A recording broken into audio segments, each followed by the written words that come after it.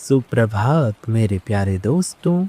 स्वागत है आपका हमारे YouTube चैनल गे लव स्टोरी 2.0 में। मैं हूं आपका प्यारा दोस्त रोहित। आज मैं आपके लिए लाया हूं लखनऊ के एक लड़के समीर की कहानी। एक ऐसी दास्तान जिसमें मोहब्बत की वो कशिश है जो आपको अपनी ओर खींचेगी, और एक ऐसा मोड़ है जो आपको अंत तक बांधे रखेगा। चलिए शुरू करते हैं यह समलैंगिक कहानी। बदनाम इश्क। 18 साल का समीर लखनऊ के एक बहुत रईस खानदान का इकलौता वारिस था। समीर दिखने में किसी मूरत जैसा था। दूध जैसा रंग, रेशमी बाल और आवाज में ऐसी नज़ाकत जैसे कोई मखमली चादर सरक रही हो। समीर बाकी लड़कों जैसा सख्त नहीं था। उसके उठने बैठने के अंदाज में एक जनाना कोमलता थी। जब वो कॉलेज की राहों से गुजरता तो उसकी पतली कमर में एक अजब सी लचक होती थी। यही वजह थी कि कॉलेज के लड़के उसे चैन से जीने नहीं देते थे। समीर जब भी कॉरिडोर से निकलता तो पीछे से सीटियों और गंदे कमेंट्स की बौछार शुरू हो जाती। ओए होए, नवाबी नज़ाकत तो देखो। ए छमिया, जरा रुक तो सही, अपनी अदाएं तो दिखा। लड़के हाथ से गंदे इशारे करते और कहते, अबे ये तो पूरा गुड़ है, साला मीठा कहीं का। एक रात मिल जाए तो इसकी सारी नज़ाकत निकाल दूं। समीर अपना बैग सीने से सटाए नजरें झुकाकर बस भागता रहता, पर उसकी आत्मा रोज इन शब्दों से लहूलुहान होती थी। घर पर समीर के लिए और भी बड़ा सन्नाटा था। उसके मम्मी पापा अपनी ही आलीशान दुनिया में कैद थे। पापा सुबह बिजनेस मीटिंग में निकल जाते और मम्मी अपनी किटी पार्टीज में। समीर जब भी उनसे कुछ कहना चाहता तो पापा छिटक देते और कहते, समीर क्या हर वक्त औरतों की तरह मुंह लटकाए रहते हो, थोड़े मर्द बनो। समीर उस महल जैसे घर में एक खूबसूरत कैदी की तरह था। एक दोपहर समीर कॉलेज के पीछे वाले गार्डन में बैठा सुबक रहा था, क्योंकि कुछ लड़कों ने उसे मीठा कहकर उसकी शर्ट के बटन तोड़ दिए थे। तभी वहाँ से करण गुजर रहा था। करण उसी कॉलेज में फाइनल ईयर का स्टूडेंट था, उम्र 23 साल। करण ने उन लड़कों को डांट कर भगाया और समीर के पास आकर ज़मीन पर बैठ गया। करण ने समीर के कांपते हुए हाथों को अपने मजबूत हाथ में लिया और बोला, इतने अनमोल फूल को इन आवारा कुत्तों के बीच नहीं होना चाहिए। घबराओ मत समीर, अब मैं हूं ना। अगले कुछ दिनों में करण समीर को अपनी बाइक पर घुमाने लगा। समीर जब करण की बाइक पर पीछे बैठता तो करण जानबूझकर ब्रेक मारता ताकि समीर उसे कसकर पकड़ ले। करण कहता, समीर इतने ढीले क्यों बैठे हो, मुझे कस के पकड़ो वरना गिर जाओगे। समीर जब करण की चौड़ी पीठ से सटकर बैठता और उसकी खुशबू महसूस करता तो उसे पहली बार अपनी ज़िंदगी में सेफ और प्यार फील होता। एक शाम करण समीर को शहर से दूर अपने एक सुनसान फार्म हाउस पर ले गया। कमरे में मध्यम रोशनी थी।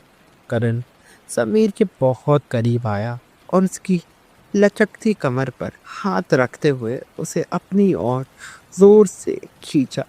करण ने समीर के कानों के पास जाकर अपनी गर्म सांसों के साथ फुसफुसाया, समीर जानते हो, तुम्हारी ये मासूमियत और ये नज़ाकत मुझे किस कदर बेकरार करती है। आज की रात मैं तुम्हें वो सब महसूस कराना चाहता हूँ जिसकी तड़प तुम्हारे इस कच्चे जिस्म में है। समीर ने कांपते हुए कहा, करण, मुझे डर लग रहा है। करण ने समीर के होठों को चूमते हुए अपनी आवाज को और गहरा किया। डरो मत चांद, आज रात तुम सिर्फ मेरे हो।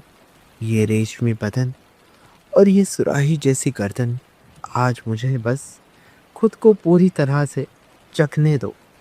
उस रात समीर ने प्यार के नशे में खुद को पूरी तरह करण को सौंप दिया। सुबह जब समीर की आँख खुली तो उसने मुस्कुराकर करण की तरफ देखा, पर करण दूर खड़ा अपनी सिगरेट सुलगा रहा था और उसके चेहरे पे एक अजीब सी घृणा थी। तभी दरवाज़ा खुला और करण के 3-4 दोस्त अंदर आ गए।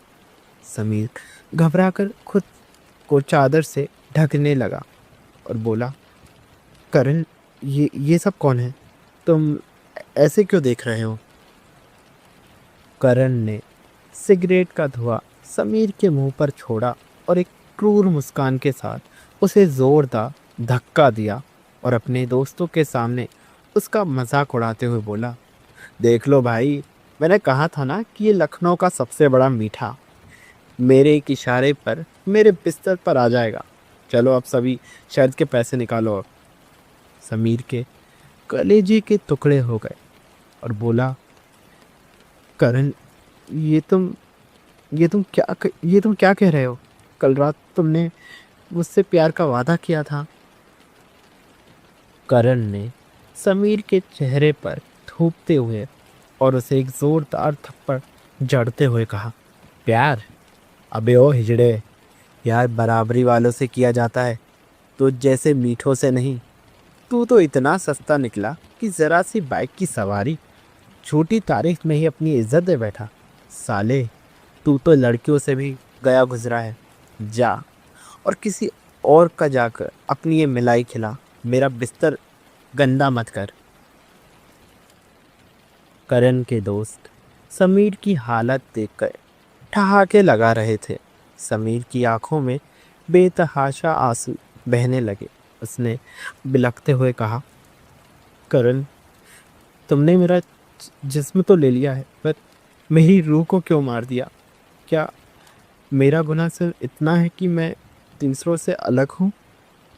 आज तुमने मुझे बस मारा नहीं है, कर तुमने उस भरोसे को मारा है जिसे मैंने खुदा माना था।